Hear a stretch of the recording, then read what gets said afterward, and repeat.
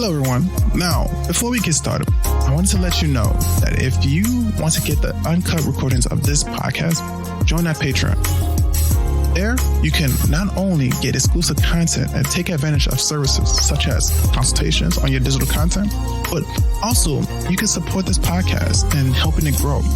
Join now at patreon.podbay.com/ANM to be a part of other narrators who took the pledge to keep the stories of history makers like Richard Griffin. Working in the capacity I do, I advocate for prisons to basically be closed. But I'm not tasked with the responsibility that when somebody is released from prison after we got that prison closed, that I'm gonna help them find affordable housing, I'm gonna help them find employment, I'm gonna help them, find a vehicle, get their license, get into school. Like at that point, hey, I just shut the door to the prison, you figure it out. Gotcha. Doing good work, we can be better at it, right? There's things that we could do differently to help that process be more inclusive wraparound service for anybody that's dealing with the trauma of that experience. The diatribe being told. So when we went to start the Drunken Retort, there was nothing of its kind in existence. They wanted it to be interactive and rowdy and fun. I think it's always fresh, new blood. There's old voices, new voices. There's history here now. I mean, like, we were looking to truly make a nightlife event, not just an open mic experience, not just a poetry show. To get people excited about poetry and spreading the word and loud and pack a room out of people that were excited about poetry. There's not the same individual person that's in the Drunken Retort. There's no cookie cutter people that are just made to come here. And I think that's what makes it dope. It's a community, and it's a community effort as well. Again, join at patreon.podbean.com/ANM and become a supporter of this podcast so we can keep telling the stories of these history makers. Until next time, enjoy the show and keep making history so that you too will be on this podcast. I spoke one-on-one with President Trump about this viral pandemic and his administration responsibility. I know answer that what comes next and when you the proper way to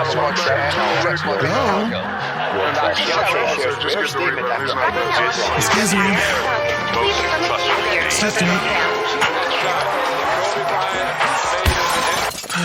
Now that I have your attention, woohoo! All praises, glory be to the Most High, and let's make history. And class is in session. Are you listening? Damn.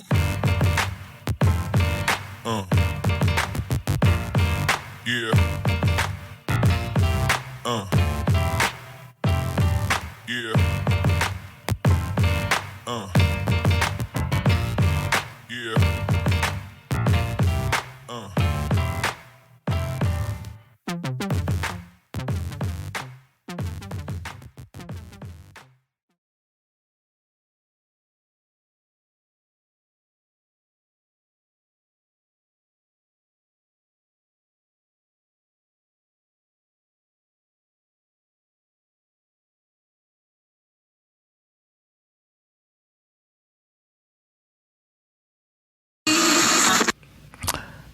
Hello, everybody. My name is History Williams, and you're listening live to that podcast that winds up being your favorite podcast, and that actually is really your favorite podcast the whole time. It's called the Making History Making Podcast. I am super excited because of the fact that I have an amazing person on this actual stream. But with that being said, man, I appreciate it, and I'm super excited to be able to have this amazing person on, which some of you, if you've been paying attention to this podcast lately, you would know that, hey, I've been focusing on females and people who are non-gender conforming and feminine and stuff like that. Just that representation of that femininity in media as well as also in power. So with that being said, man, I am super excited to be able to announce and be able to interview one of the, I guess I want to say, the matriarchs of the FGC, Miss Saki Sakura. Or actually, because of the fact that she's gaming, I'm going to do my gaming introduction. So, are you ready for this, Mr. Carr? Yes, I am. All right. Ladies and gentlemen, boys and girls, people of all ages, people who conform and don't conform to the binary gender norms. With that being said, I want to introduce you to one of the baddest females ever to touch the controllers of a PS5, Xbox, or whatever that is that has Mortal Kombat, Guilty Gear, and whatever you think that you can face her in.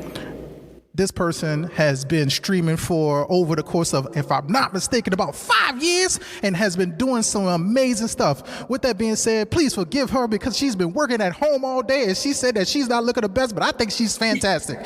But with that being said, introducing Miss Saki Sakura. Hello. See, What's up, everyone? That's how I supposed to introduce on video games.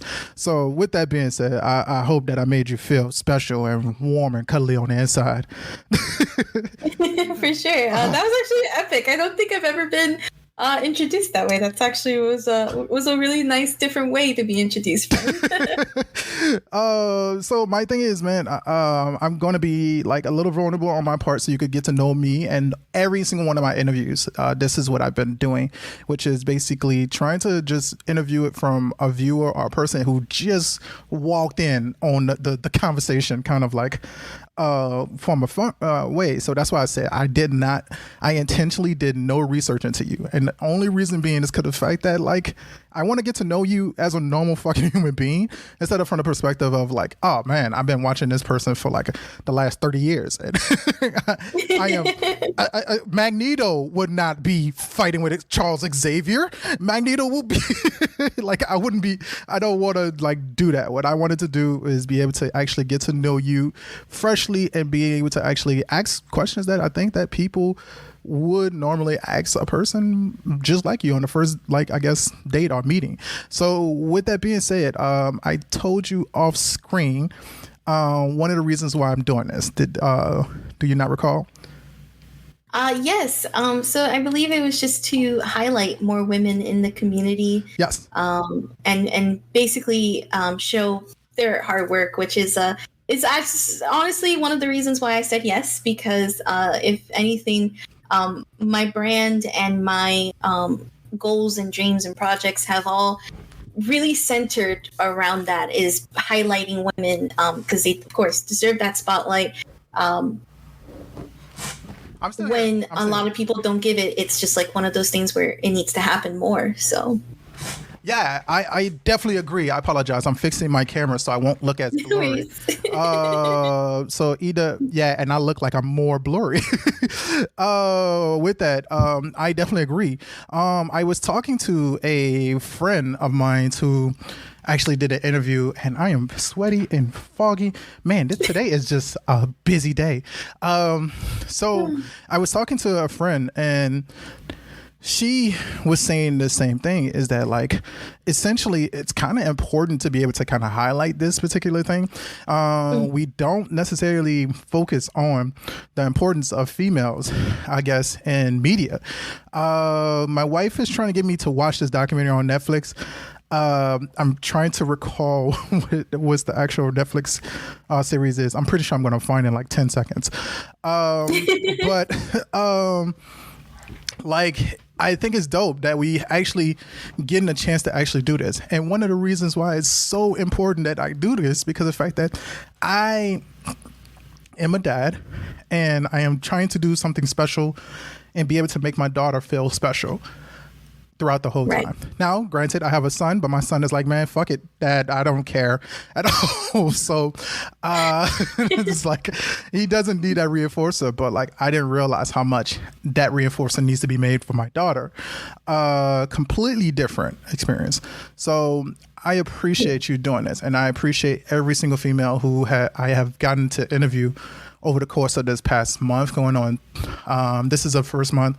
I have 2 more months of like nothing but female content. So that's so amazing though. Yes. I want to say that, like, I want to give a shout out to Vanity Plays. I'm going to give a shout out to Han Rose. Han Rose is the one that told me to get in contact with you.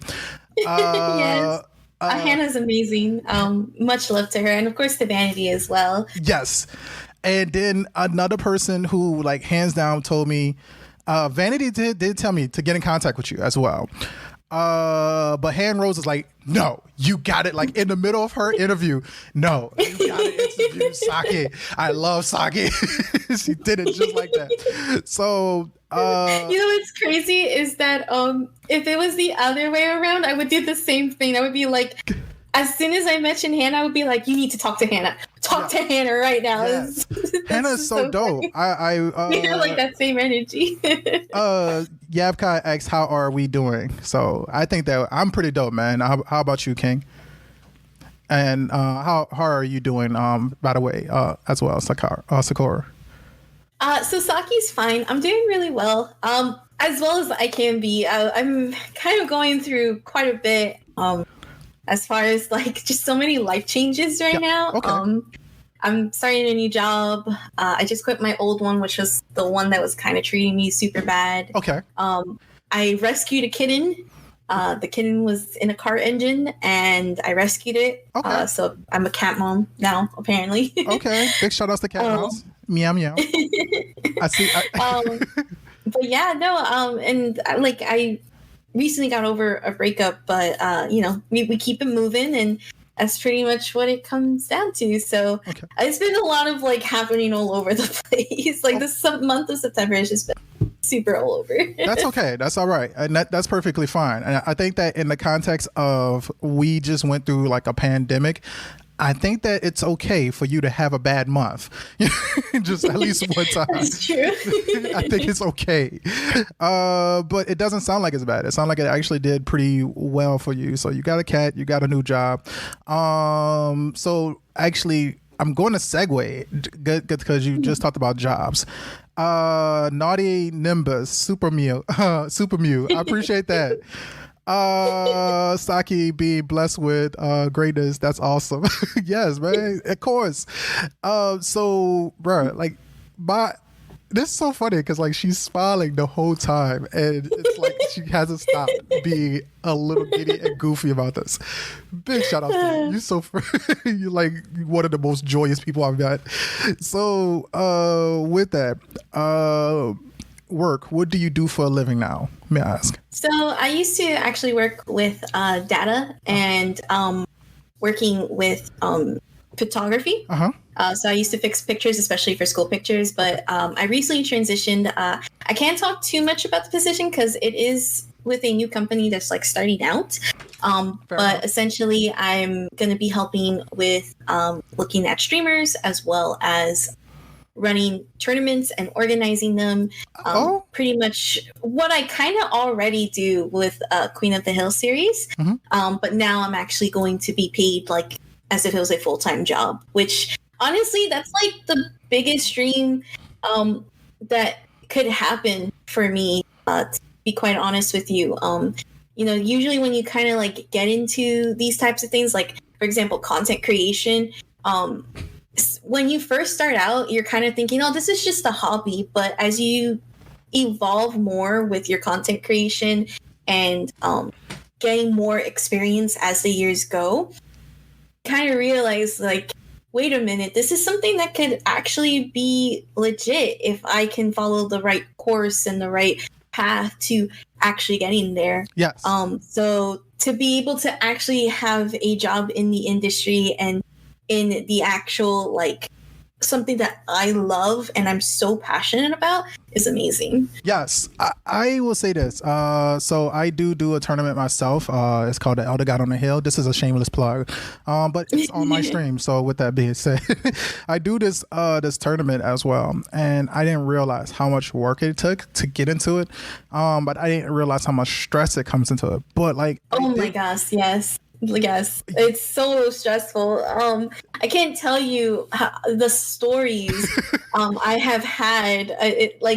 It's just one of those things where like you get better as you grow, but there are so many stories that I have that about like some of the most like stressful moments in my career. Yes, I would say that. Like I just had a stressful moment this past Monday, so I am super like. I love my community because I've definitely built one, and they instantly was like, nah, we ain't doing this bullying stuff. And this situation kind of Can we hear one? Can we hear one what? I think, can we hear one story if I'm assuming no. correctly? If we want to, I mean, that's up to you. But I'm totally down. I'm totally down. Go ahead. Go. All right. So I guess we don't want to hear what I got to go ahead. No. I really, because I'm going to tell you, like, you're super, all right. So I'm shamelessly, like, excited and giddy about this because I seen your Queen of the Hill tournament and I seen like your like personality and I'm really kind of like excited about meeting you. So, and I'm pretty sure like the rest of the chat is really excited about me. You built something, girl. You built the community even without fucking being in this damn room. So yeah. So go ahead. So for one, before like I say my story, one of the things about Queen of the Hill, like the thing is that, and this is honestly shout outs to Dynamic Focus for just being like a really good support system in everything I do. Mm-hmm. And also shout out to Aziza, who's like the lead on Dynamic Focus. Yes. The fact that when I joined that team, mm-hmm. I definitely saw my content and everything I've done just kind of start fitting into the places where it should go. So what do I mean by that? So before I used to do like I used to love moderating tournaments. I was into esports around, I want to say 2016, because I used to be a moderator for a chat mod for an esports team. And then I started helping out with their Dead by Daylight tournaments and their Overwatch tournaments. And then as I was going through my tenure in Space Esports, I found the FGC and I went ahead and I switched like my entire content, my entire brand into the FGC. And then through a lot of hard work and practice and dedication, I was starting to create tournaments. I was starting to commentate. I was placing really well. Dynamic Focus found out about me and they invited me to be on their team.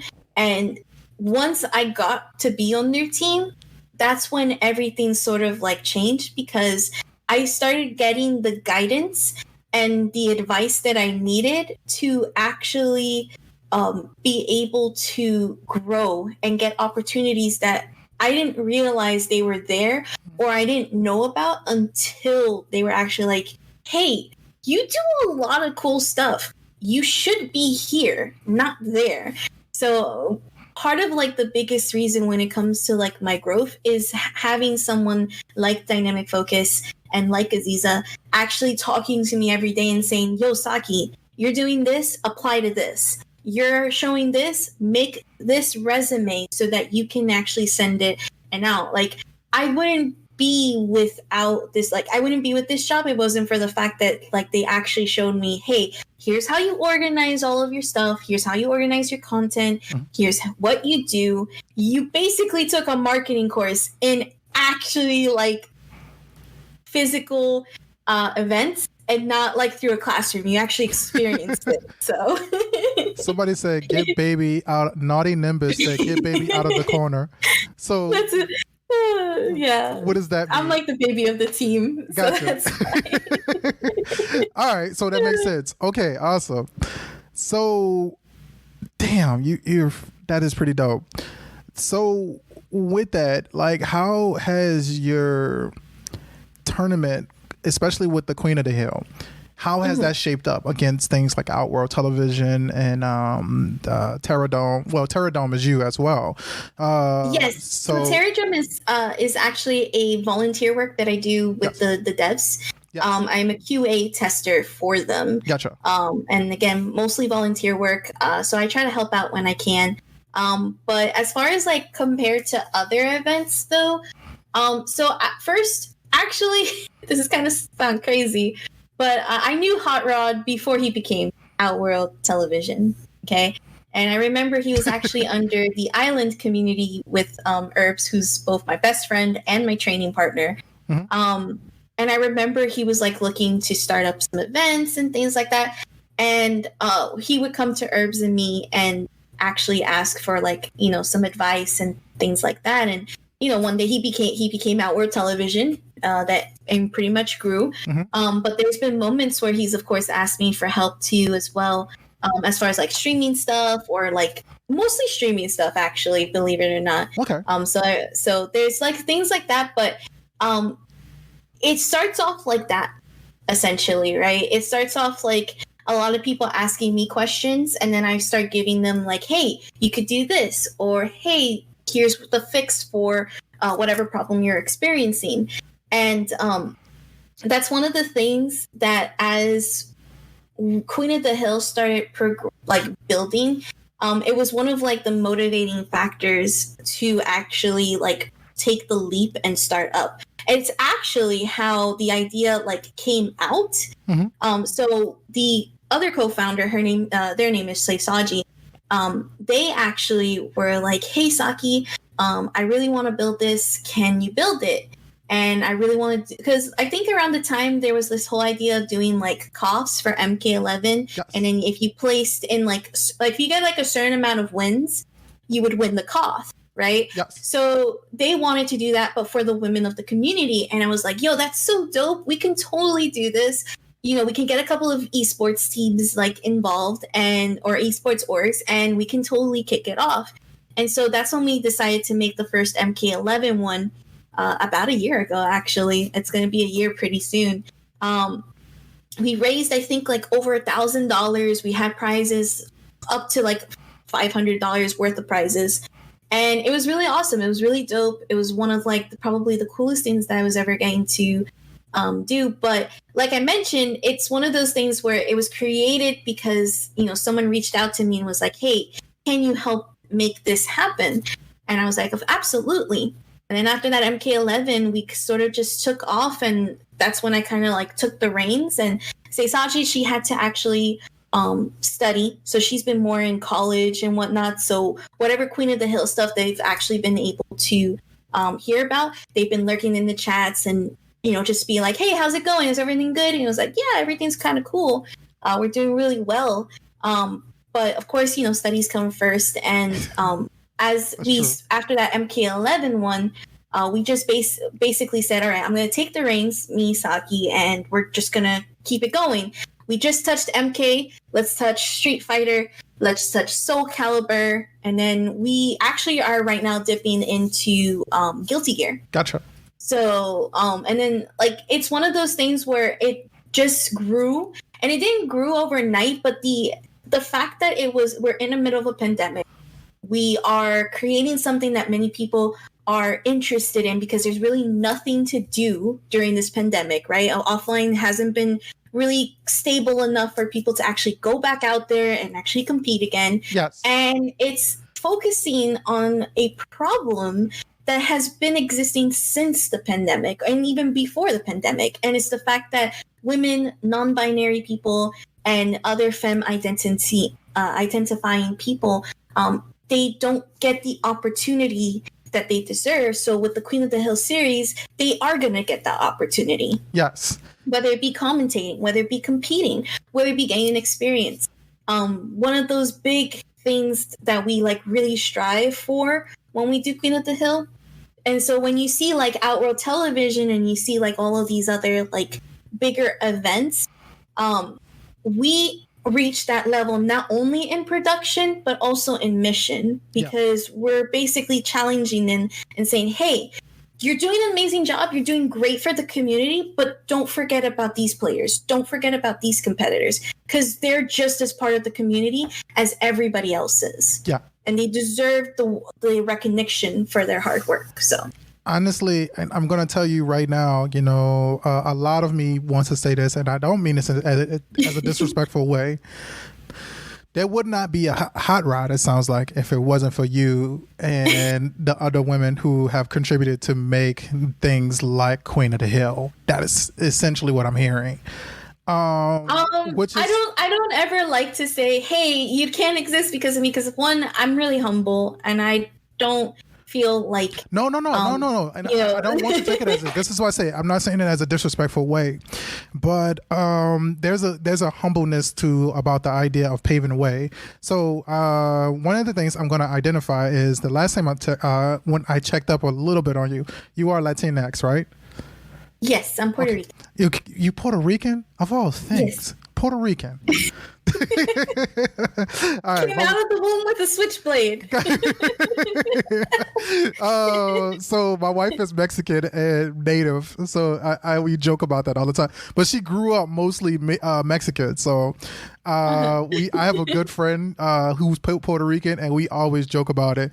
Like the biggest conversation that comes up is about Selena, and he was like, "Well, I like Selena, but I like Jennifer Lopez. I like the Jennifer Lopez version of Selena because she was Puerto Rican in that one." And that's when Selena was at, it's like Jennifer Lopez is New York, there's a big difference. Yeah, gotcha. See, there's a big difference in that one. But yes. See, I didn't even know that was a thing. New Yorican. I didn't even know that was a thing. See, I know that there was I found out there was this thing called Tejano. And I was like, what the fuck is a Tejano? And then my wife was like, oh yeah, like that's when you're Mexican, but you're from Texas. And I was like, that's a whole thing? They named you that? Like, it's not like I'm walking out, like I'm black and I'm from New Orleans. Like, it's not like I'm walking around and I'm Louisianian, you know what I mean? I'm not saying that at all. Afro-Louisian, I can't say that, you know what I mean? So I just thought that, like, I'm not gonna lie to you, y'all corner market, y'all fucking Latinx people corner the market when it comes to adding names to y'all shit. The best thing that I got is blurred. That's it. But going back into it, like, I don't think that is nothing wrong with taking credit for the fact that you worked hard for something.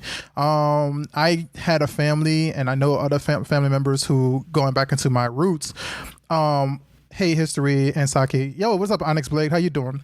I had roots in people who worked in the civil rights movement.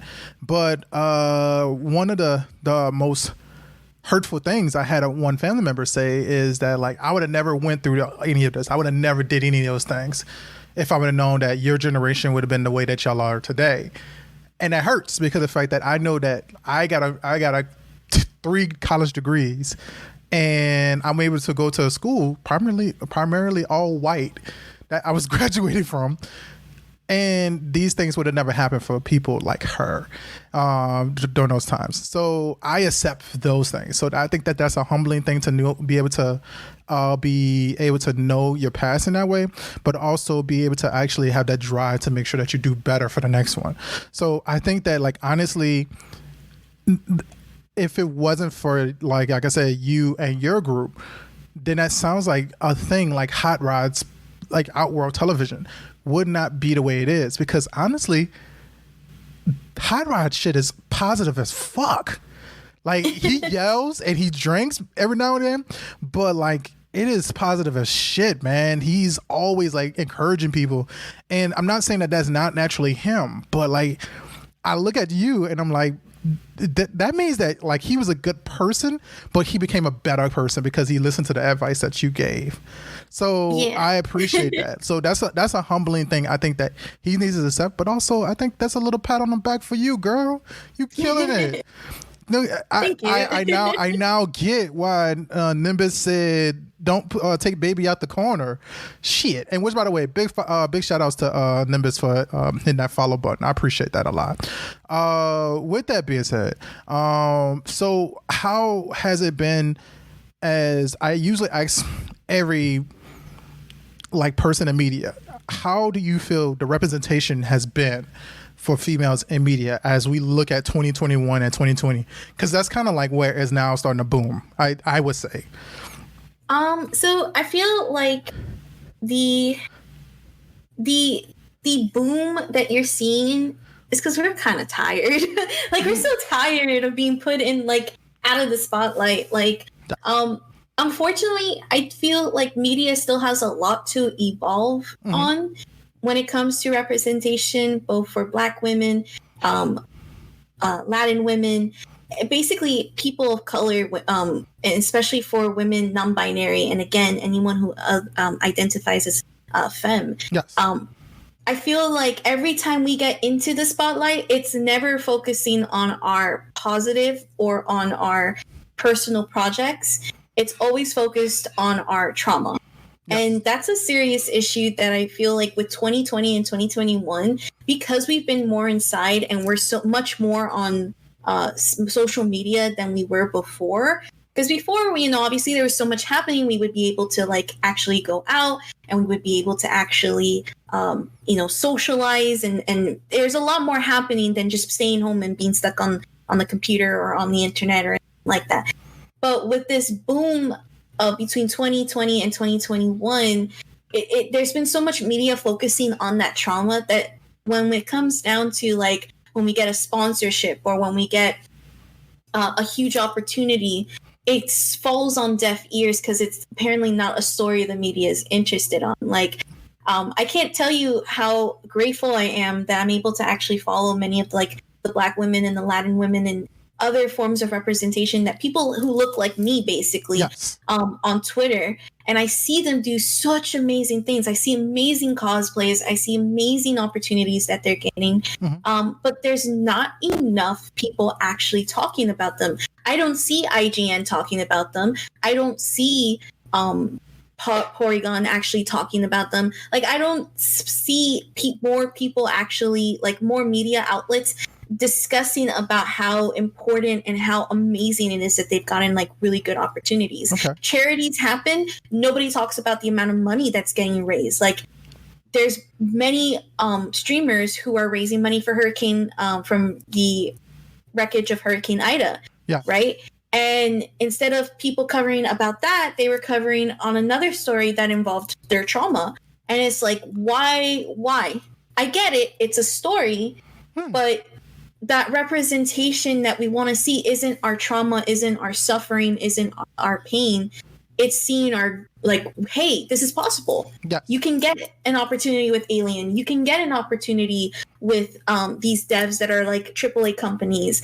We can get those opportunities, but nobody's talking about them. And then media is not talking about them. So not only do they lose out on the impact, but we, as the viewer and the person who's reading that media, we lose out on a really good representation. Yeah. I want to say that, like, honestly, it's surprising that that is a thing. This is not me trying to measure up on like women's issues, but this is a women's issue as well. But like, it sounds like the same thing that like what happens with Black people. Like, nobody really wants to see a good Black movie. A Black movie is not usually, and I'm saying Black to be generalizing, but a Black or brown movie, that's what I usually say.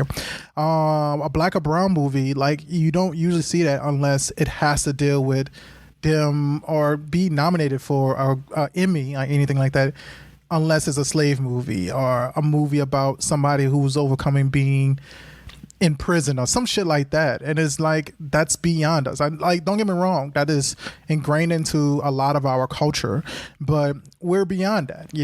Like, I haven't been to prison. I've had family members who go to prison, but I haven't been to prison other than to visit a friend or a family member who was in prison. I'm a dad. I take care of my kids as well. The only thing that I can sit there and say is that I had sexual trauma that happened to me. But the closest movie that I can relate to, and it's a sad thing, is Antoine Fisher when it comes to that type of stuff. I don't know if you know what Antoine Fisher is. I suck with watching movies and TV shows. I'm more of a gamer and a literary person. No, that's okay. He had a book. So I hold you accountable. Okay. All right. I'm just joking. But like, that's one of those ones that like I kind of felt like I agree with because of the history, I guess, that's inside of the Antoine Fisher movie. If you ever get a chance, watch it. It's a really good one. But with that, so it sounds like that same thing is happening with you folks. You're like, man, like, fuck it. Like, it's my time. It's my chance. It really is like my chance. And I see that. And I think that, like, man, y'all have been pioneering and y'all been badass. Now, I am going to like switch a little bit on this. So one of the things that I've seen you as a Latinx person, culturally, how has that been a thing for you, being able to go over the stereotypes? Now, I'm going to be honest and vulnerable on my part. In my wife's family, usually females are below boys. So how has that thing been as a dynamic for you? May I ask? So I apologize for asking that. If you don't want to answer that question, that's fine. I'm okay. curious about it from hearing it from a different perspective. So for me, I'm actually so I'm the oldest of me and my sister. Okay. And we're the only two girls in the main family, which is my family at the moment. So my dad has definitely done like a really good job where he's never really shown like if I was a guy, it would be different, basically, right? So that's a big thing that I would say has contributed. But my dad is more progressive in that sense. He came from Puerto Rico. He met my mom, and then as soon as she got pregnant with me, they came to Florida, and they basically, got to work, essentially build their lives. And a lot of the times, what happens is their progressive ways were completely different than like my grandmother's, for example. Fair. And that's what's interesting is gaming to them is definitely something that was more masculine in their eyes. Now that never really changed how they treated me, but like, for example, my grandmother, she saw it as like a phase instead of something that I was really passionate about. And if I was really passionate about, it was always met with like a dirty look or like a questionable look. Even to this day, as I was creating content, she couldn't believe that I was finding my passion and my drive in this, because she truly felt that if you weren't making money, then that's not a career for you. And that's a pretty big other like cultural thing that comes a lot from like Latin families is like, if you're not making money, then then it's pointless, essentially. So between that and like that sort of like masculine perspective, it definitely was a challenge, right? But as I like to say, and I'm really glad that you told me earlier about like your daughter, how she's like watching, right? Yeah. When people like parents who watch my stream, and I make it very clear that my streams are like 18 and plus, right? Yes. When parents come to me and they're like, yo, I let my daughter watch you because you're showing them that whatever they want to do is possible. And that's probably like the biggest thing that I've always wanted to do. Hi, Hannah. I see you, by the way. Sorry, I wanted to say hi. She lurked. She lurked. Head rolls. Go ahead. I'm sorry. Go ahead. No, that's okay. So when they tell me like, Saki, we let our children watch you because you're really inspirational and we really enjoy the fact that like your content is showing them. That is a big impact for me because it's showing them that I come from this background and it's very much possible for that little girl or for that little boy or for however they identify, that they don't need that approval. They just need the support. And that's one of the things that my dad has been really good with is the support, because he may not understand what I do and he may not understand like the industry and like this career path or whatever, but he's very supportive and he just wants me to be happy. And I think that that's like the biggest reason why I can overcome those challenges. That's so as far as like that heritage is concerned. That's so dope. My toughest thing is I know that sometimes me and my wife's culture clash. And it's not even for the fact of like culturally as a black or brown thing. It's from like how we are in Louisiana to how we are like up north, or not north, but Midwest. And so like I live in Michigan now. My wife primarily grew up in Michigan. So it's a different culture. It's a different like background and those things. But I'm kind of glad of the dynamic that like, and I'm going to say, and I'm going to give my wife the credit that she fucking deserves. My wife is an amazing mother, hands down. She hovers, and that's not a bad thing. I love her because of the fact that she hovers, because my kids get the security that they need sometimes. This has been a tough time for my daughter to go back to school, and the reason being is because of the fact that like she gets scared and she gets nervous because of the fact of like the whole COVID thing, and then also on top of that, like she gets social anxiety. She has social anxiety. So I have social anxiety too. That's actually. So that's good to know because it's like it's crazy. Yeah, so it's a thing, you know what I mean? I have social anxiety, but I usually talk more to fill in that relationship because I'm like the whole time I'm thinking like, hey, I got Saki here. Do she like me like the same way that she liked me 5 minutes ago? Did she like me the same way that she liked me 10 minutes ago? And I'm trying to make sure that I hold on to that relationship the whole time. And it's tough because of the fact that the whole time I'm like, please like me, please like me, please like me, please like me. And that's my anxiety. So I keep talking and sometimes I bury myself because of the fact that I'm just so freaking out. Whereas my daughter, she shuts down. And so I will say this, that my wife has done completely better than my family and my in-laws, is that my wife is like, no, fuck that. Come and give me a hug. Like, you're important. You know what I mean? You're dope. You know what I mean? You're amazing. My wife has definitely embraced that. And my kids are amazing kids because of my wife. Now, with that being said, I told you earlier, my wife is Latinx and Native. So it's so dope because of the fact that she's kind of like fucked the traditional culture of what something is and basically said, I'm going to be a better parent than what my ancestors were. And I admire that. I give her so much credit because my kids are so dope because of that woman. So big shout outs to her. And I'm glad that your dad did the same thing. You know what I mean? Kind of like said, fuck it. And your mom gonna say the same thing. It's like, fuck it.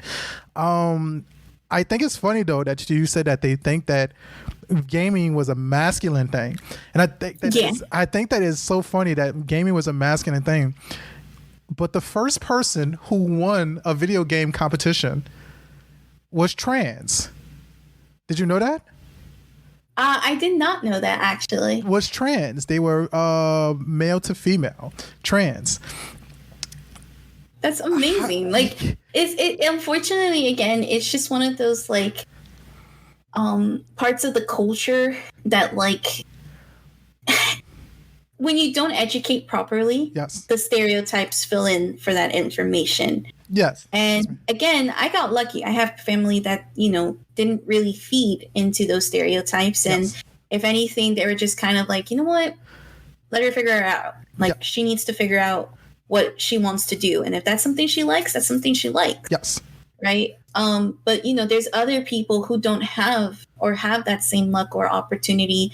And it's sad because that's a future gamer that, you know, could be really beneficial to the community. But because of those stereotypes, things happen. And then vice versa, because of those stereotypes, you end up getting harassed as a woman in the FGC or in the gaming space in general. So unfortunately, with stereotypes, they fill in that void of information. And when nobody's there to check them or actually prove them wrong, you get the issues you get that we deal with today. Gotcha. I put a link up there and hopefully that worked. I put a link up there for the name of the actual TV show. It's called High Score. It goes over the history. One of them is about Mortal Kombat, which is dope. But like, there was an episode and he talked about the video game competitions that they used to have. So big shout outs to that culture and those people. But like, it breaks the dynamics of those things. The first person who added African Americans to like gaming for like football and sports games was African American, but he was gay. And then because he was like one year he looked at Emmitt Smith number 22 is white male, but if you look at Emmitt Smith in real life, Emmitt Smith is this black dude, like really dark guy. So how this is a thing? And so like that representation kind of matters. So like it's surprising that this has culturally been known as a male thing. And we wouldn't even have storytelling games like RPG games. We would not have it if it wasn't for a woman. crazy shit. So you folks have been contributing shit, and I'm praising you for it. So, but besides that, let's get beyond that, because I know that you talked about the actual oppression aspect of it, and I don't want to sound like that. I came on here for that. It's all right. Here is the next thing that I'm going to say. And please, it's okay if you use language. It doesn't sound like you use language. My daughter heard me say worse, so I'm okay with this. This is her first time being able to listen to my podcast. My daughter's been asking me to listen to my podcast. This is her birthday gift. Her birthday gift is in November. So this is her birthday gift. So with that, why Mortal Kombat? Of all the games, why Mortal Kombat? This game has been like, I'm going to say my piece after this. This game has done everything to kind of like do both stereotype and sexualize females. Why Mortal Kombat of all things? What has made you love this game? So oh my goodness. Okay, so I actually did not like fighting games before this. I actually hated fighting games, believe it or not. Perfect example. I had a fighting game on my 3DS. It was Dead or Alive, I remember. Mm-hmm. And I was like, this is garbage. Like, I can't play this. Like, what is this? Yes. And I'm sure all the Dead or Alive people are like, who is this person talking? No, but like I remember just having like I can remember it clear as day. It's like I was one day sitting on the floor of my room and I was playing Dead or Alive, and I'm like, I hate fighting games. I never want to play another fighting game in my life after that. It's like it's never gonna happen. God. And then a couple of years, into the future, right, when Mortal Kombat 11 was just about to come out about a few months, I want to say, before. I was dating someone who was really into Mortal Kombat 11 and Injustice 2. Yeah. And I was like, okay. I mean, I don't really like fighting games. And then I remember they actually, we played Injustice 2, and the only reason I had gotten Injustice 2 was because of Starfire, because I really liked Starfire as a character.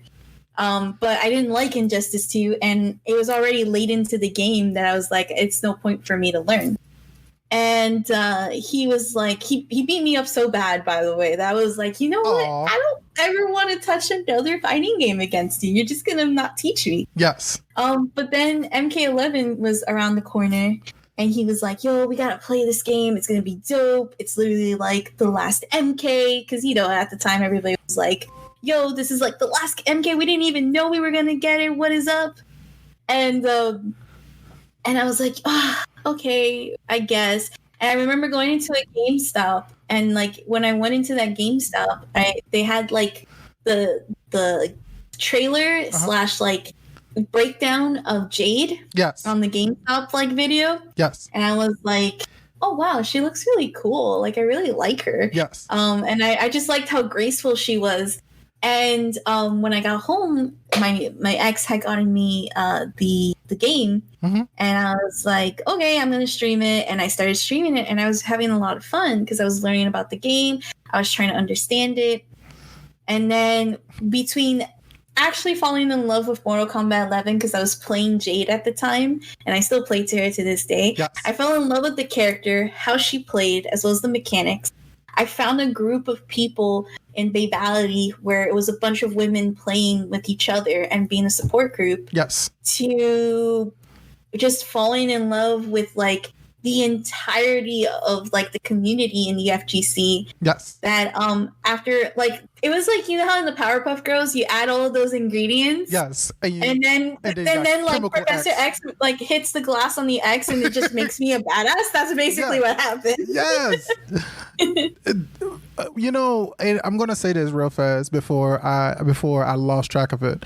Dead or Alive is like, excuse me when I say this to anybody who's religious. Dead or Alive is like when you was raised Catholic and then everybody want to know why you're atheist when you're 20. So like that's what Dead or Alive is like that to the fighting game community. I love Dead or Alive. I love like what it did for a while with the 3D gaming community.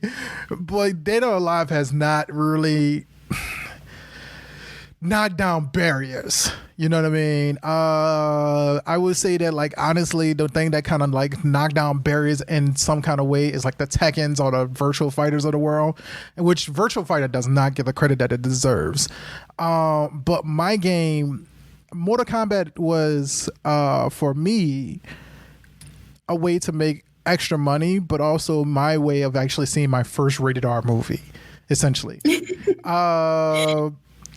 When my dad used to be a Greyhound bus driver, and Louisiana, in New Orleans, we used to have one of the larger like bus stations, big bus terminals in the South. And so my dad would go to work, and he'll bring me to work because he didn't believe if my grandmother couldn't watch me or my mom couldn't watch me, then I was not going to go anywhere. So I would like miss school sometimes because he would have to go on trips. But one of the things that he would do is drop a bunch of quarters in my hand and just say, go play this game at the cabinet. And the first thing I see is Raiden standing up like this with his hands up. And the first thing that I learned was forward 1-1, essentially. So it's basically him high-fiving a person in the face. That's how it all got started, y'all. It's him palming somebody in the face. That's where my Mortal Kombat experience started off. And then all of a sudden I realized the funniest thing, I used to be so excited to see Johnny Cage fight Johnny Cage, because the first thing he did was drop down, uppercut you in the nuts. I thought that was hilarious. You never seen that anywhere. Mortal Kombat was my first rated R movie, for real, for real. And you're talking about a person who was named after Jason Voorhees. So with that being said, I love it. I loved it. I loved it. I loved it. I hated what it represented though, sometimes. Later, everyone. Have a beautiful night. You too, Onyx Blade. Which, by the way, big shout outs to Pooter for coming in the party. Yapkai says Starfire Squad. Rose Bunnick said that they're Jade Main, but they scared to face me, so it's okay. We ain't gonna talk about that. And Nimbus said that they don't regret anything for you, I want to say. That's why I say to Saki that I never regret anything I do for you. For her, that's what she said. So with that, what's another game that basically gets Saki excited about turning on the system? Oh, you embarrassed. Why did you get embarrassed about There's a couple. Okay, so if we're talking about fighting games still, it's definitely Guilty Gear Strive. That's my focus right now until Melty Blood comes out, and then I have like 3 games I'm going back and forth on. What game was that? That last one you just said? It's Melty Blood. Melty Blood will be the other one that I'll be a little bit focused on. What is Melty Blood? So it's an anime game. It's very old school anime fighter game. Okay. But they're coming out with the latest one. Okay, got it. Happening like later in like 2 weeks, actually, I think. Awesome sauce. So, see, in a few weeks I'll be on Back for Blood. So, but go ahead, finish. What's the next one for you? I'm sorry. So the other one was Guilty Gear Strive. Okay. Guilty Gear Strive is the one that definitely I love playing a lot. And I for fighting game wise, it's another one that I'm like really focused on competing wise. Okay, gotcha. So when it comes to like competing, you did not traditionally grow up with this game, and you picked it up and you basically said, fuck this, I'm going to be the queen of the hill, because of the fact that, you know what I mean, I'm a babe, and you know what I mean, I kill everybody that I come through. So like, how do you feel like knowing that like you picked up the game faster than a lot of people? So I don't think that to be honest, and this is kind of opening up a little bit more to like the vulnerable side of me as far as like when it comes to like competing. I definitely want to say that it was an unhealthy mindset to like actually get into competing. To be honest, like if I could do it over again, I would honestly tell myself like, hey, you don't need to learn that fast as you're trying to do right now. And the reason I say that is because when I first started competing, it was feeling more like stressed out catch up, because I felt like because I had come into fighting games for like later, where I wanted to be, which was like placing in top 8, was really aggravating and frustrating for me because I was so new and I had never touched a fighting game at such a level before. So, even though I was placing, I was never happy with my performance. Okay. So, and then in addition to that, like when I would practice and when I would like take my L's, they were never with the intention of learning from them. It was always trying to like win. And that's why I say that, like, if I can try to do it again, it would definitely be telling myself like, hey, there's no need for it. Yes. And the reason there's no need for it is because you're doing so much more that people are looking at you beyond just competing. And you don't need to go through all of that, like, mental, because it's a lot. When you're competing, your mentality is so important. Yes.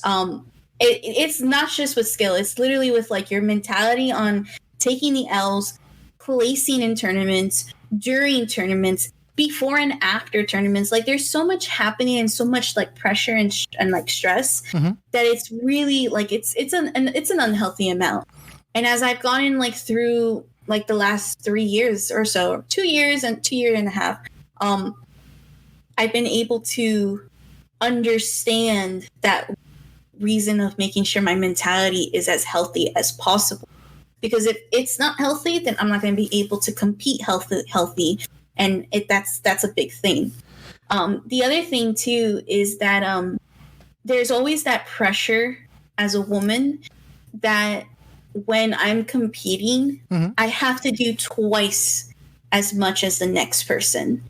And that is really like one of the reasons why when it comes to competing now, I try hard not to think about that. Because again, it's one of those unhealthy pressures you don't need. Like all that pressure I'm putting on myself for what? For $50 or for popularity that I've already gained for being me. So it's just like one of those things where like between trying to like be the best while also trying to be the best so that people take me seriously, not because of my gender, but because of my skill, is like, it's just like a mess of like really unhealthy pressure and stress. So now I'm obviously having learned that, I try to like progress my learning into the fighting game so that I'm not as overwhelmed, I'm not as stressed, I'm not as pressuring myself, and I can actually play better because I'm not under that level of scrutiny that I was when I first started. So that basically you're saying that like the mental health aspect of it just has definitely been the biggest thing and the biggest factor to make sure that you do when you compete. Yeah. Correct. Okay. Mental health is like everything when it comes to when I compete. Okay. If it's not good, then it's not like I can't compete. Like perfect example. I, recently broke up with my ex and I haven't really been in a competing mindset because like the breakup was really detrimental to my mental health. Yes. And I have to make sure my mental health is on point because if I try to go out and do these tournaments, I'm not going to be okay. And that's not what I want to be. Like nobody needs me not okay. So while I may participate here and there on some like fun tournaments, my competitive right now is not where I'm going to be like I'm going to be able to perform at my very best. Fair enough. So better I just like back off, rebuild, make sure my mental's okay, and then I can come back stronger. And, that's not going to mean any less of me as a player. That's me actually being a bigger player and telling people, hey, I'm putting myself first before the game, before the competition. So, wow. I think that's very tough. And I'm going to relate this back to even like with the streaming aspect of it. I've talked to several friends on here, and the toughest thing for me is when I stream and I play these games. Mortal Kombat definitely and I mean the FGC, I feel like it has that embracing hug when it comes to the community, but it also can be easily taken away sometimes. And I think that especially when you're streaming and you realize that not only are you losing in the columns of like fighting on the game, but you're losing as well when it comes to the viewers. So it's kind of hard to like stay mentally like 100% when you're streaming. Yeah. So for me, as far as when it comes to streaming, I've always been honest about my mental health to my community, as far as like letting them know, listen, I'm not feeling okay. I'm not saying that I'm in danger of myself. I'm not saying that, I'm not going to be here the next day. But I am saying that, like, if you see me, please don't ask me, hey, why are you sad? Because what you're going to get is literally me diving deeper into the hole that I'm digging myself. Fair. So I'm one of the biggest things I combat, like I actually fight back on when it comes to like having those situations and when I'm like down, is letting my community know how I feel. And 9 out of 10 times, they're always there to actually cheer me up. Like, again, perfect example with this recent breakup. Like, I was streaming, and the only solace that I was finding from like actually getting my mind off of it was streaming. But I know they're not there to see me sad. And I'm really not in the mental or have the energy to actually say, hi guys, I'm here. Like, let's go and have fun. Like, I can't just put on that smile and that makeup and just be like, I'm ready to go. And so when I'm honest with them, they appreciate, or at least I've made my community appreciate that, so that when they do see me stream, they know, you know what, Saki's not okay. Let's find a way to like actually make her feel okay. Like the day after my breakup, I streamed Naraka, and they were like, they weren't just like, yo, we're so sorry, about your breakup. They were like, yo, Saki, that was OD. That was like a really cool play. And like that interaction and that interest to actually get me to not think about what was hurting me at that very moment is really big. And so as a streamer, you have to make sure that your community works with you. Remember, you're the one that's creating the community. You're the one that's building this, like, I wouldn't say representation or brand, but this is literally your like people, essentially. So they're following you, believe it or not. You may not try to like be like that leader or try to commend them or anything like that. But at the end of the day, when they come and see you, they're there for you. They're not there for the game you play. Gotcha. And that's one of the biggest things that like I try to like actually instill as far as values in my community, so that way when I do get into my dark moments, they're there, and I'm not gonna feel like I'm missing out on a stream or feel guilty. That's the word. I'm not going to feel so guilty about me trying to be human. Gotcha. So be your own Rick Grimes. That's what you're trying to say. Basically. Be your own Rick Grimes. And if you don't get it, that's a reference to The Walking Dead. Rick Grimes was the leader of his several like settlements that he was part of. He was always made the leader in some kind of form or fashion. So with that, I don't know. I think it's just tough for me to be able to open up, and I feel like I'm kind of like a scrub, or I'm trying to like beg for views, and I'm not. I'm just be like, bruh, I just really am not feeling it. I'm not digging it, and I hear other people who say the same thing, and it sounds like almost like spoiled or pessimistic, I guess you would say. And I don't, and I think that sometimes it's taken as like you're just trying to be like all up on, trying to be partner, just take me a partner kind of thing, So the thing is, and this is another thing too, right? Is like everybody knows I want partner. Yeah, I've said it multiple times. Like, hey, I want partner. I want to be able to get that partnership. I want to keep it moving. I want that check mark. Right. And then, like, I won't lie, there's days that I'm like, yo, I do all of this and I don't even have like 50 views. Like, what is going on? Yes. And it's okay. And that's the thing that like should be normalized to viewers. It's okay to be frustrated with your numbers. Yes. There's always a time where you're going to feel frustrated. It's human. Yes. What's not okay is, one, comparing yourself constantly that your content's suffering, and two, making that an obsession. Yes. Okay, because your content, you are not going to move anywhere.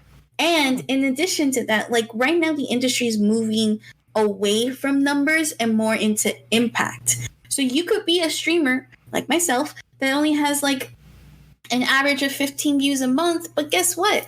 I've worked with makeup companies. I've worked with big orgs. I've worked with huge amounts. I've literally got a PC that's like $2,000 because, you know, I was creating big tournaments that were impactful.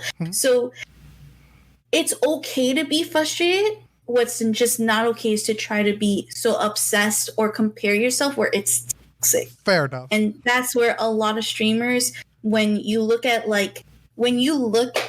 how an average streamer will start, most streamers don't last within, I believe, like within the first 5 years of streaming. They usually give up towards the end. Ooh. And it's not because of them just being like, maybe this is not for me. This is literally like they're seeing what everybody else is doing. And then in addition for everybody trying to compare to everybody else, they're frustrated with their own progress. And they're like, this is like BS. And again, it's an obsession and it's a toxic cesspool that if you're not able to actually control it and say to yourself, hey, I'm not building myself because of the numbers. I'm building myself because of my impact and because of what I want to create in the future. It's going to be hard to maintain that dedication. Okay. Wow. I'm gonna marinate on that one, and only reason why I marinate on that one because of the fact that like I think that that's a kind of a gut shot that a lot of people need to kind of accept is that fuck, you know, I can still do this, I can still be successful, but I should measure, but I shouldn't indulge, if that makes sense what I'm saying. I should taste it, but I should not indulge. That's what it sounds like. It sounds like, man, you know, like I'm going to use a really, really horrible analogy, but like, you know, just because I got Netflix right there, I mean, it's okay to watch one episode. I don't have to binge. That's what it sounds like. That makes sense? Basically. So, go ahead. More or less. I think the biggest thing is that like, you can feel a certain type of way, but don't let it control your life. Yes. Okay. Again, you can be human. And I think that there's a really toxic culture with Twitch where viewers don't allow streamers to be human. Yes. And it's okay to be human. It's okay to you streamers. It's okay to be frustrated. It's okay to want more out of what you're giving. Okay. You have to just build healthy around. Yes, I would agree with that. And also, don't forget, y'all, I know we had the final 15 minutes of our interview, but with that, if you got questions for Saki, definitely type it in and just highlight your message as well. But Wraith said, exactly, I think that's one of the problems, especially here on Twitch, where we focus on our numbers and others' numbers instead of focusing on creating the content that you want to make. Now, that leads to another question I'm going to ask you. Why do you think that it's important to, I'm sorry, I shouldn't say why. Do you think it's important to have a discoverability on Twitch? Kind of like thumbnails are for YouTube. Like, do you think that it's important for that? I think the discoverability is definitely important. It's probably one of the reasons why when it comes to streaming, as far as like live streaming, Twitch has been like the leading platform for it. What I don't think or agree with, and I think needs to have like more reviews and on every platform, is the algorithms. Yes. There has yet to be a efficient algorithm that will satisfy how people feel like they're being discovered. Yes. Like right now with Twitch, the tags are a huge help. And they're trying to get a little bit better, but even then, they're not there yet. YouTube is atrocious because they will literally mute your entire backlog of content from your like subscribers, even. So it's insanity that from your very own subscribers, and it's the same thing with Twitter as well. So like, there's.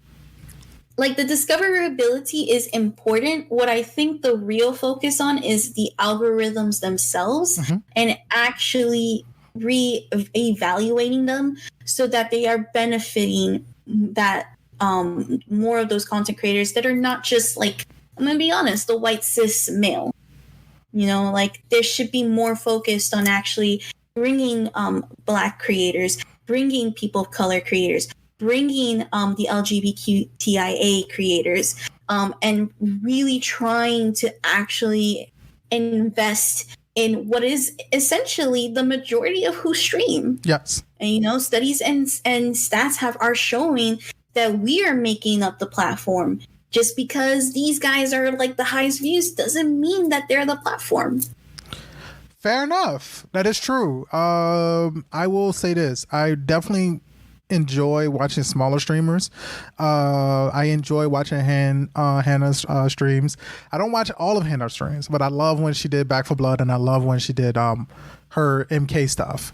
But there's other people like Pooter who streams as well, and he does like Mortal Kombat. I dibble and dabble. I hate watching people play Dead by Daylight. I don't know why. I hate watching people do. I like Dead by Daylight. I hate watching people play Dead by Daylight. So I had to stop myself from streaming Dead by Daylight because of the fact that I was like, if I hate watching people play it, then why would I play it expecting people to watch me? Because I might have a person who's like me that hates watching it but loves playing the game. It's kind of like baseball. Like I like playing baseball. Well, like people like playing baseball, but people don't like really find it entertaining like that. I understand. So I completely it's like understand. that. So I'll watch some people, but it's just like basically I'm watching a bunch of people just run around and play tag. I think that like those people do represent the communities though in a general aspect of it, because not everybody is walking away with 500-600 people watching them at the same time, but a lot of us are walking away with 3, maybe 5, 10 people watching on average. Those are the people who are kind of representing the actual brand itself.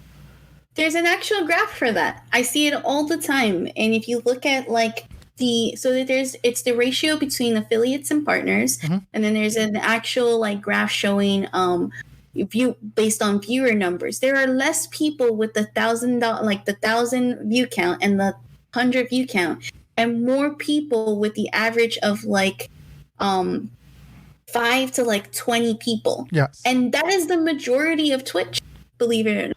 If you're within that category, you are like, I want to say like the 80 or 90% of Twitch, and they talk about that graphic a lot.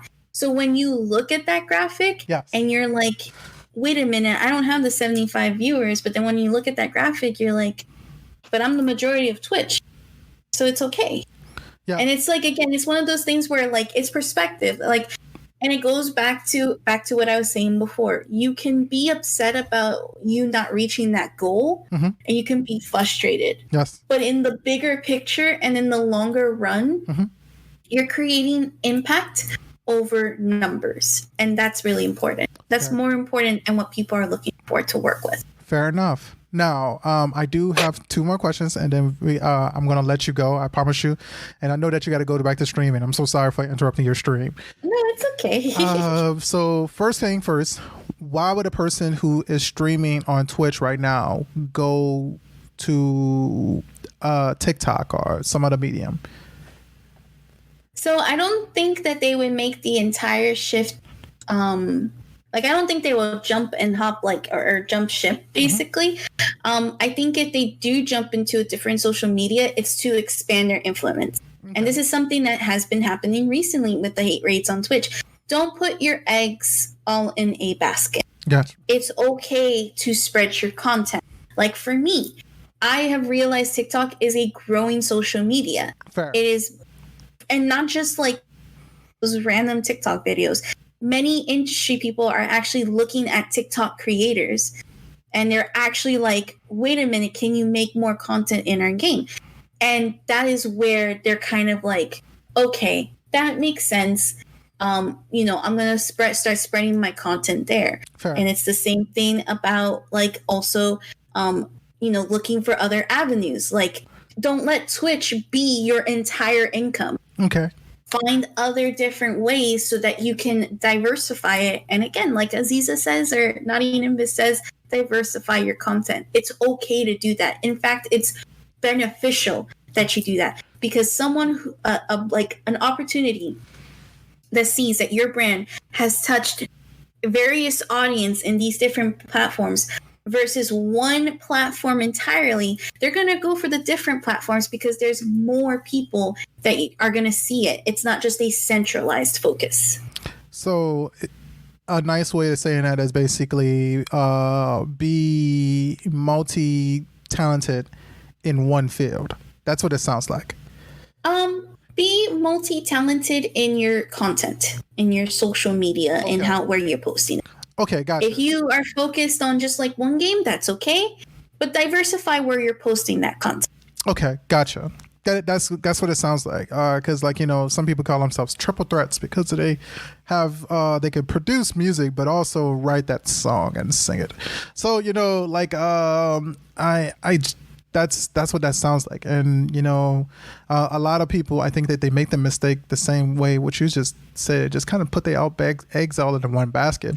And now, I mean, with that extra information, you know, you're like 89% of Twitch right now, or 80% of Twitch. So why would you not? Like, you're leaving money on the table. That's what it sounds like. What you're trying to say. Mm-hmm. You're leaving money on the table. Yeah. You're also instilling like a confidence on one platform. Yes. And just like what happened with Mixer, that platform can disappear in a day. It will not. It's not thinking about you. So you have to think about your platform. Fair. Or your brand. Now, I said 2. I meant 3. 'Cause I meant. So here's my second question. How would content creators today be in comparison to the modern, I guess you would say, celebrities who do movies and TV shows today? How would you say that? Or let's narrow it down a little bit simpler. How would content creators today will be like modern commentators, hosts, and TV show runners, I guess you would say, showrunners? So this is actually, I feel like this is a different, like, this is a question that requires like I feel like a different, I wouldn't say topic, but it goes down a different rabbit hole for sure. Yes. Because you start dealing with a lot, to be honest. And I feel like with this question, to keep it as simple as possible, it's really about, if you have this group of people following you, yes, and you have this, like, I wouldn't say power, but if you have this like influence with your words, with your brand, be smart about it. Yeah. Don't be so like crazy, or like turn yourself and think and basically get an ego, essentially. Be smart about it. And again, it's honestly like, with great power comes with like great responsibility. Yes. And with celebrities, you know, I feel like with celebrities and content creators, they fall under the same line that like all of that like influence can disappear in a blink of an eye if you're not smart with it. Yes. And we've seen a lot of content creators in, like, honestly, in the past 2 years, where their influence has blinked in an eye because they were not smart about their influence and their, like, in that power. So as far as like that is concerned, like, that's where they relate strongly. And I hope that we never have to like keep putting people on a platform, because I don't agree with that. I don't think people should basically say, oh, you're like the biggest person, therefore I will follow you type of deal. Like, I think people need to be smarter as far as like when they're following someone. But at the end of the day, you know, you can only control you, right? Yeah. So just if you are on someone who is growing that big community or that like big influence, be smart about it. Don't be dumb. Don't make dumb decisions. Don't make wrong decisions and then try to like backpace it and make a fake apologies and things like that. Be smarter about it. Gotcha. Yeah, the reason why I asked it because I was thinking about like people who are like Jake Paul, the Logan brothers, right? They're now big in. Oh gosh, you turned your face. Please don't even talk to me about those. Like, oh my god. But they were content creators. They were YouTube creators, and then you look at Perfect example of not being smart with their influence.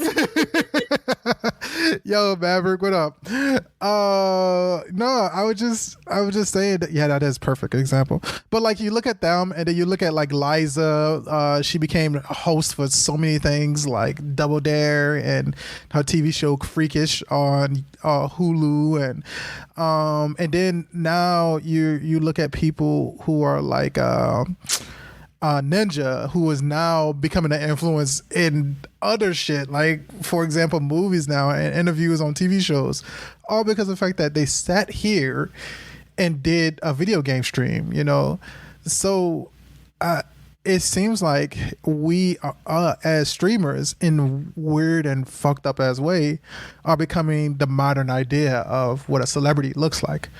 And I think that it is with that old idea of what people used to think about people who were in news, like, oh, you're super famous and you're super rich because of the fact that you're on news, but really you make only like $25,000 to $35,000, and the most coveted thing that you can do is you're right in front of a camera, and you feel like that now it's kind of like we're taking that spot, but also we make that spot look good because financially we do start to benefit from it a little bit more than what people who were in the news in like the 90s and behind.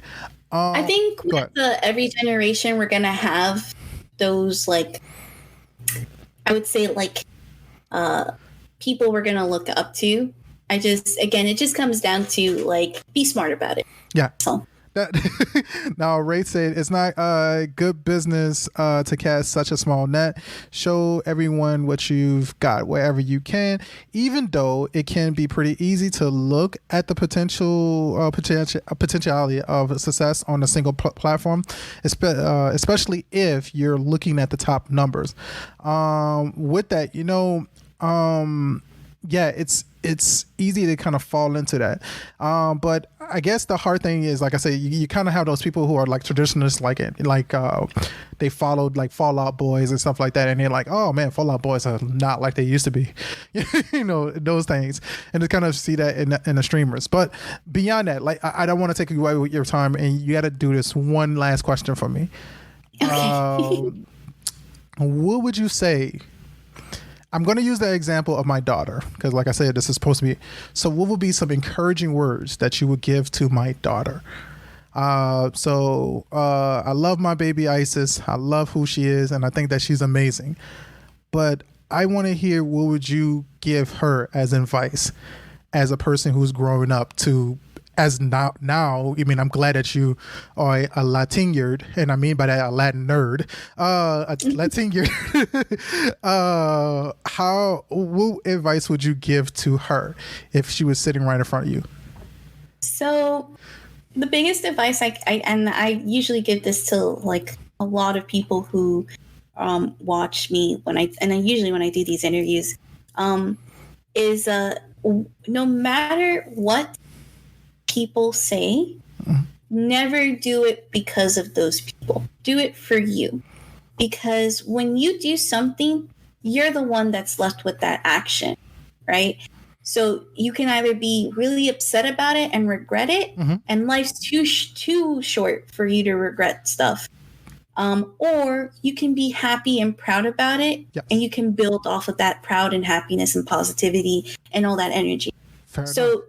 When you go out and you do or you make a decision, be happy or comfortable with that decision and never look back on it and regret it. Fair like enough. I don't regret going through and into fighting games. I will never regret that. Fair enough. And I will always try to like build off of like what I inspire or what I'm trying to do. And I will never do it I will never compete rather for that person that's basically saying, oh, you're a girl, you can't do shit, basically. Yes. I'm doing it for me. I'm doing it because I'm telling myself I can do shit. Okay. So I can make it happen, and I can do that. So no matter what, don't let other people influence. Listen, I'm chubby, I'm Latina, I'm literally everything against the book of what people say is acceptable. Yes. I am still going to move forward and say, F you, I'm going to do me. That's all I can do. So that's the same energy you got to have. That's awesome. I appreciate that. With that being said, let's drop that clap real fast.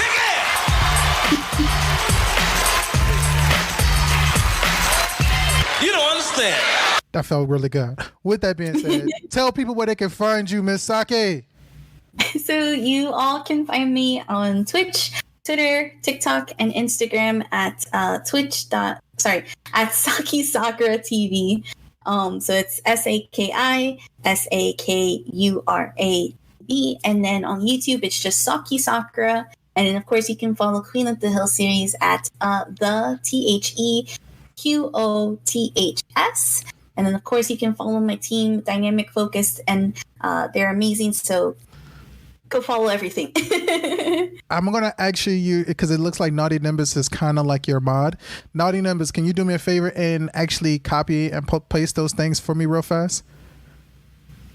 She's not my mod, but she's acting like that. She's like doing it, man. Like I felt like I had a book reference right there. Wraith said, "Thanks for the great podcast and interview, y'all." Man, appreciate it, man. I really appreciate it. And honestly, Brian Ayala said, "We love you, Saki Sakura." So love you guys too. I want to give a big shout out to Vanity Plays. I want to give a big shout out to like Hot Rod Crusher, as well as also Hannah made me super excited to like talk to you. Like Vanity and like I said, like Hot Rod was like, oh yeah, you could talk to this person.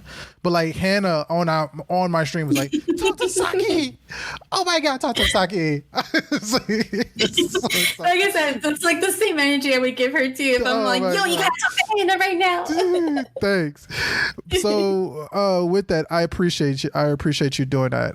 With that being said, I can't do I am the owner of Dynamic Focus. Well, message Nimbus as well. Fuck. I've tried to promote you.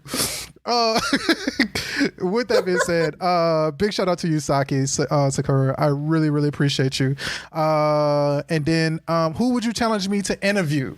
Who would you recommend that I talk to? I already talked to Han. I do have scheduled appointments, interviews with Wolf Princess. Not Vera. Good. I think you should do either Candy or Infinity from Kunoichi. Get me in contact with Infinity. I've been trying to get her and Losty Girl. So I know that you can always email them. Email them is always the best way to contact, I feel. So I would try to do that then. With that being said, interview at Pooter Pyramid. Man, this is all about females, man. This is all about cis females and femme people. So Pooter is not in my demographic per se. I love Pooter, but Pooter is not in my demographic. At least this time. So with that being said, I cannot do no more podcasts. With that being said, let's say this right now. Are you not? Oh fuck! This is the normal podcast. This is not the. Well, you're a game streamer. So like I said, are you not entertained?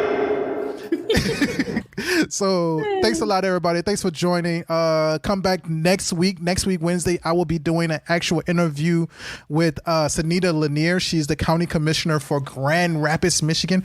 That will be on Wednesday. Fucking forgive me for that. Let me double check on that one. That would be on. Yep, correct. The interview with Sanita Lanier will be. That's actually the 29th. I'm sorry. So actually, I'm correct myself. Interview with Vanity is actually next week, Wednesday at 8 p.m. to 9:30. And then Vera is actually that Thursday as well. So this is the second week in a row where pretty much the second week in a row where I get like 2 interviews outside of this one. So with that being said, man, I appreciate it. I think that this is dope. So thanks a lot, Saki, and thanks a lot to everybody for watching the stream. Be back tomorrow where we will have we'll open up the cabana again for the finals. Woohoo! Look at you.